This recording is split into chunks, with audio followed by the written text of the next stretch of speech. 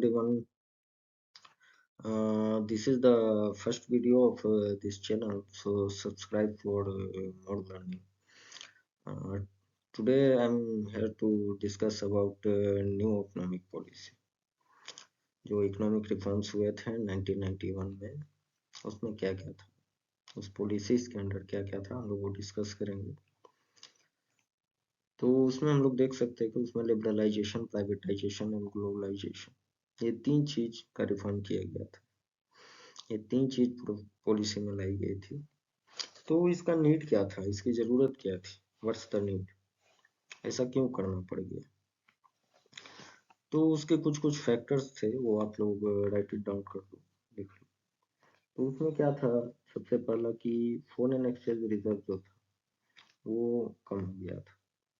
So fall in foreign exchange reserve is one of the reason behind new economic policy. दूसरा क्या था कि public sector का failure था। जब देश आजाद हुआ था 1947 में, उसके बाद जब रिफॉर्म्स किए गए तो उस समय पब्लिक सेक्टर अंडरटेकिंग ज्यादा था, तो जिसके कारण सही से काम नहीं हुआ, यह आप लोग देखते ही हो। तो उस पे फिर रिफॉर्म किया गया। तीसरा क्या था कि high physical deficit. Physical deficit जो था वो बढ़ गया था। तो फिजिकल डेफिसिट का मतलब क्या हो गया कि गवर्नमेंट का एक्सपेंडिचर जो था, ठीक है, वो रेवेन्यू से ज्यादा होने लगा, टैक्सेस कम थे। और के रीजन था कि आपका deficit in balance of payment था, और इन्फ्लेशन भी बढ़ रहा था, increase in rate of inflation.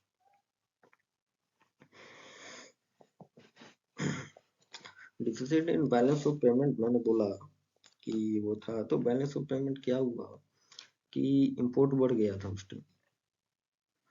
उस टाइम इंपोर्ट जो था वो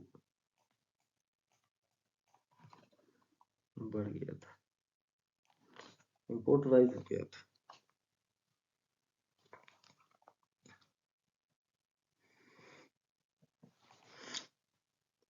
तो इंपोर्ट राइज हो गया था, तो पैसा जा रहा था।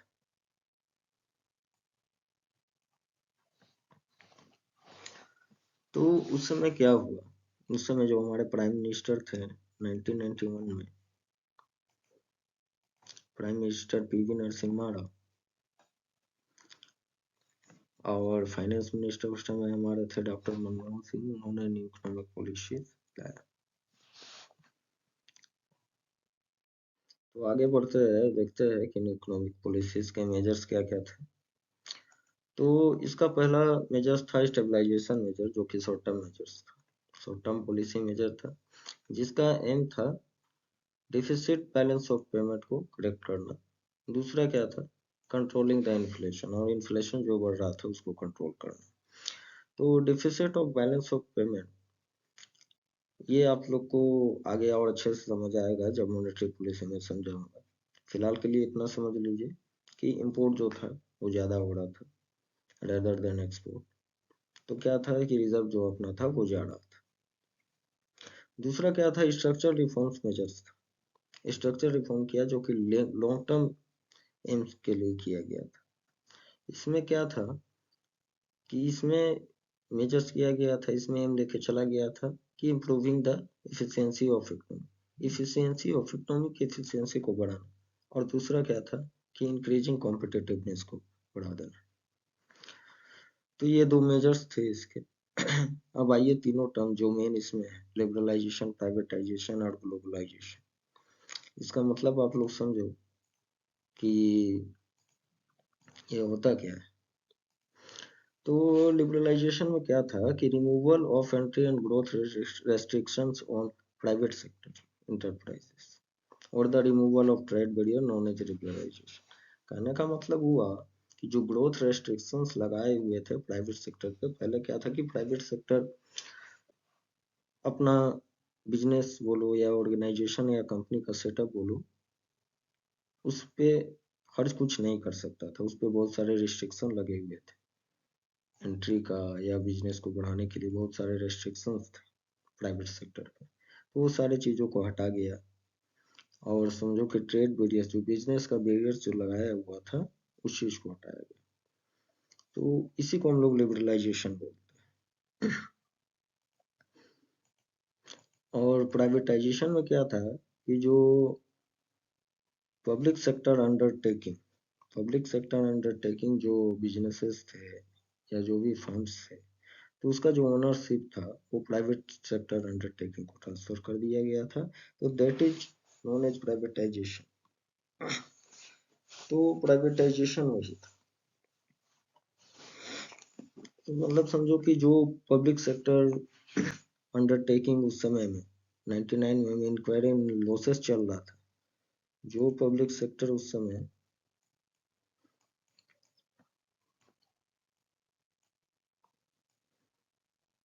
लॉस में चल रहा था, उसको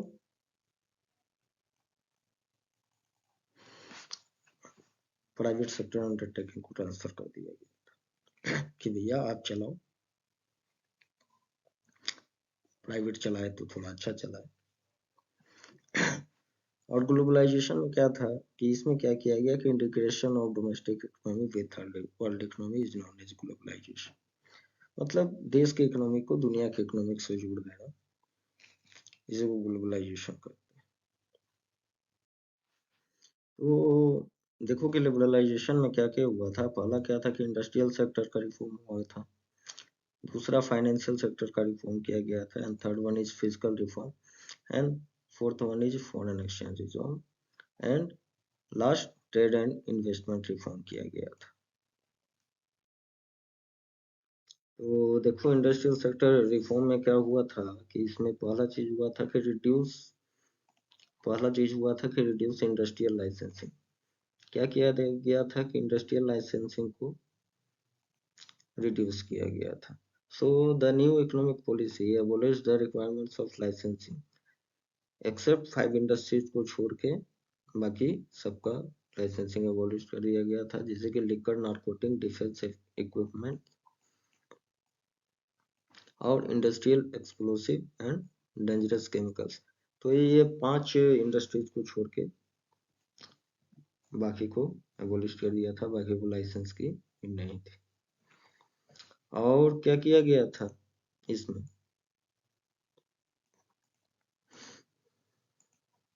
और क्या किया गया था कि decreasing the role of public sector का जो रोल था उसको कम कर दिया गया था।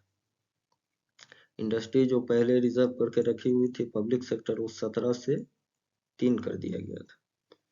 जैसे कि 3 में समझ जाओ कि जो 17 पहले हुआ करता था वो 3 हो गया था। For example railway, defence equipments and atomic power generation जो था उसमें पब्लिक सेक्टर ही काम करेगी। लिख लो इसको, railway, defence equipments, atomic power energy generation. और तीसरा क्या था कि एमआरटीपी एक्ट को लिबरल कर दिया गया था। तो ये एक एक्ट था जो 1969 में ये 1969 में आया था। इसका था ये था कि monopolistic and restrictive trade practices, इसका फुल फॉर्म होता है। तो इसको ज्यादा लिबरल कर दिया गया था। कहने का मतलब कि अब जो बिग इंडस्ट्रीज जो थी वो अपना जो भी था, अब मतलब उसको गवर्नमेंट से परमिशन लेने की या अप्रूवल लेने की जरूरत नहीं थी अपने बिजनेस को एस्टेब्लिशमेंट करने के लिए, या मतलब उसी बिजनेस को, कोई बिजनेस हो तो उसको एक्सपेंशन करने के लिए यानी बढ़ाने के लिए, नया इंडस्ट्रीज के लिए उसको गवर्नमेंट के अप्रूवल की जरूरत नहीं थी। उसके बाद अब और एक काम किया गया इसमें कि भैया आज़ादी दी गई, फ्रीडम दे दिया गया। फ्रीडम किस चीज़ का? कि कैपिटल गुड्स जैसे कि रॉ मटेरियल्स, एक और चीज़ यहाँ पे लिख लो, हेवी मशीन्स जो होते थे,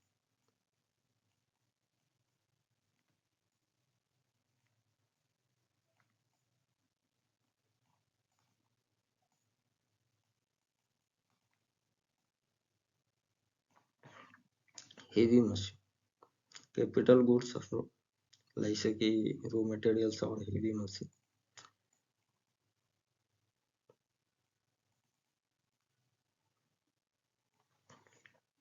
इनको इंपोर्ट करने के लिए फ्रीडम दे दिया गया था। तो इंडस्ट्रियल सेक्टर में ये सारी चीजें हुई थी। फिर देखो क्या किया गया था कि फाइनेंशियल सेक्टर का रिफॉर्म किया गया था। दूसरा, फाइनेंशियल सेक्टर का रिफॉर्म किया गया था। तो इसमें पहला चीज क्या किया गया कि establishment of private sector bank, private sector bank को लाया गया। उस प्राइवेट सेक्टर बैंक को लाया गया। इसका पर्पस क्या था? इसका पर्पस क्या था कि कंपटीशन को इंक्रीज कर देना, और दूसरा क्या था कि लोअर रेट ऑफ इंटरेस्ट, और तीसरा गुड क्वालिटी ऑफ सर्विस। अब प्राइवेट सेक्टर बैंक आएगा भैया, तो सीधा सा बात है कंपटीशन तो होगा। हम भी खोले, अगला भी खोल लिया, तो भैया लोग वहां से ले रहे लोग, तो हमको क्या करेगा? तो बैंक फिर क्या करने लगा कि दूसरा जो बैंक था, अगर कोई 10% पे, फॉर एग्जांपल समझ लो कि अगर 10% पे कोई बैंक दे रहा है इंटरेस्ट, तो अदर बैंक क्या करेगा? उस 10% की जगह 9.5 कर दे, 9.8, 9.5, 9.2। तो इससे क्या हुआ? वो लोग कस्टमर गेन करने लगे, कंपटीशन राइज हो गया, कंपटीशन राइज से लोअर रेट ऑफ इंटरेस्ट मिल गया, और जाहिर सी बात है good quality of services, services भी चाहिए, तो जहां सर्विस अच्छा मिलने लगा, ये भी हुआ, तो बैंक का रूप चेंज हो गया। तो पहले तो सरकारी बैंक होती थी, सरकारी बैंक पे जाइए, घंटों लाइन पे लगिए।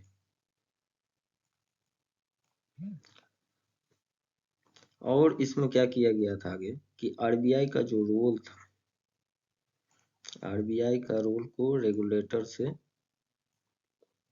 फैसिलेटर कर दिया गया था। आरबीआई का रोल रेगुलेटर से फैसिलेटर कर दिया गया था। तो इसका मतलब क्या हुआ कि अब जो फाइनेंशियल सेक्टर्स थे, वो अपना डिसीजन ले सकते थे बिना आरबीआई को कंसल्ट किए। कुछ एक्सटेंट तक कुछ भी डिसीजन था छोटा मोटा, उसके लिए आरबीआई को पूछने की जरूरत नहीं थी। और क्या हुआ? और इसमें हुआ कि तुम्हारा finance foreign investment limit, sorry, foreign investment limit जो था, इसको अप टू 51% तक इंक्रीज कर दिया गया।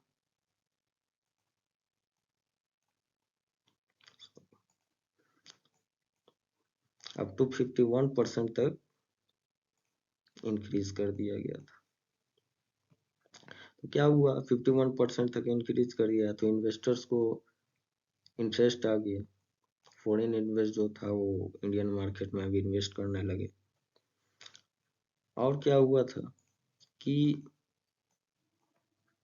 जो बैंक थे, बैंक को फ्रीडम दे दिया गया था, बैंक को फ्रीडम दे दिया गया था कि वो अपना न्यू ब्रांचेस खोले, और जो ब्रांचेस एग्जिस्टिंग जो ब्रांचेस है उसको रेशनलाइज कर सके बिना आरबीआई के कंसल्टेशन। पहले एक एरिया में एक ही बैंक होता था, 2 3 4 देखते ही हो आप। तो इससे क्या हुआ? न्यू ब्रांचेस खुले तो सर्विसेज बढ़ा।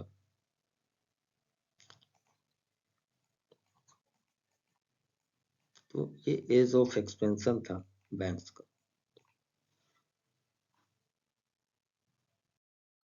तो देखो फिजिकल रिफॉर्म और टैक्स रिफॉर्म में क्या क्या चीजें हुई थी, वो इसका अपने लिबरलाइजेशन का थर्ड रिफॉर्म जो था वो फिस्कल रिफॉर्म और टैक्स रिफॉर्म था। तो इसमें क्या क्या चीजें हुई थी देखते हैं। इसमें पहला चीज क्या हुआ था कि reduction in direct taxes, direct taxes में रिडक्शन कर दिया गया था। डायरेक्ट टैक्स में रिडक्शन करने का मतलब हुआ कि ये क्या किया कि इनकरेजेस द सिटीजन को इनकरेज किया था to promote saving and voluntary disclosure of saving. कहने का मतलब सेविंग को प्रमोट करने के लिए। दूसरा, वो क्या सेविंग कर रहे हैं वो बताए, इसके लिए।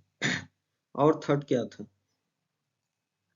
थर्ड क्या था कि एक common market for goods and services, goods और सर्विसेज का एक कॉमन मार्केट इस्टेब्लिश करने के लिए। ठीक है, इसके लिए भी गवर्नमेंट क्या किया था कि इसके लिए for establishing goods, common market for goods and services, government क्या किया था, रेगुलेट और reduce the rate of indirect taxes. तो इनडायरेक्ट टैक्सेस जो थे उसको भी रेगुलेट किया, उसको भी कम किया। जो इनडायरेक्ट टैक्सेस कहने का मतलब हुआ जो टैक्सेस आप परचेस के टाइम पे यूज करते उसको भी कम किया गया, उसको भी रेगुलेट किया गया, ताकि एक कॉमन मार्केट, सब जगह एक जैसा मार्केट, ऑल स्टेट्स, मतलब समझ जाओ कि इंडिया में चारों तरफ एक जैसा मार्केट एस्टेब्लिश करने के लिए गवर्नमेंट ने काम किया। और थर्ड क्या किया था कि टैक्सेस का जो प्रोसेस था, प्रोसेस ऑफ टैक्सेशन को बड़ा सिंप्लीफाइड कर दिया गया था, जिससे क्या होगा कि एवरीवन, जो टैक्स के स्ट्रक्चर था उसको सारे लोग आसानी से समझ पाए। तो ये सारा चीज फिजिकल रिफॉर्म या बोलो तो टैक्स रिफॉर्म में किया गया था।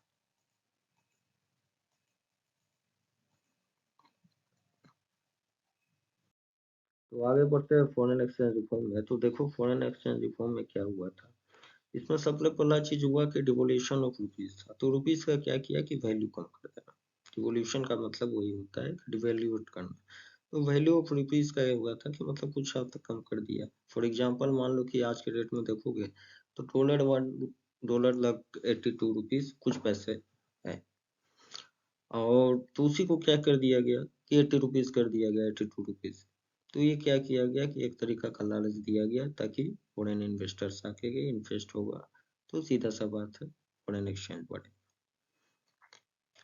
दूसरा चीज क्या हुआ था कि फ्लेक्सिबल एक्सचेंज रेट सिस्टम को अडॉप्ट किया गया था। तो फ्लेक्सिबल एक्सचेंज रेट सिस्टम करने का मतलब हुआ कि जो एक्सचेंज रेट होगा वो डिमांड और सप्लाई के बेसिस पे ऊपर नीचे होता रहे। फॉर एग्जाम्पल देखो, अगर डिमांड राइज करती है तो प्राइस भी बढ़ जाता है, तो उसी बेसिस पे फॉरेन एक्सचेंज रेट जो था वो अप डाउन होगा। ये बहुत लोगों को अट्रैक्ट किया था। लिबरलाइजेशन का लास्ट जो रिफॉर्म हुआ था वो था ट्रेड एंड इन्वेस्टमेंट रिफॉर्म। तो इसको देखते हैं।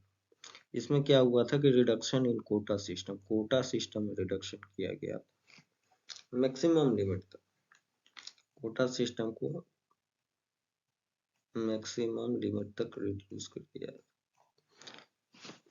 तो आप अब एक लिमिट पहले लगा हुआ होता था कि आप इतना इंपोर्ट कर सकते हो, इतना एक्सपोर्ट कर सकते हो, उसका एक कोटा बना हुआ था कि फॉर एग्जांपल मान लो कि आपको 10 kg गेहूं ही आपको बाहर बेचना है, उससे ज्यादा आप नहीं बेच सकते, उससे ज्यादा एक्सपोर्ट नहीं कर सकते हो।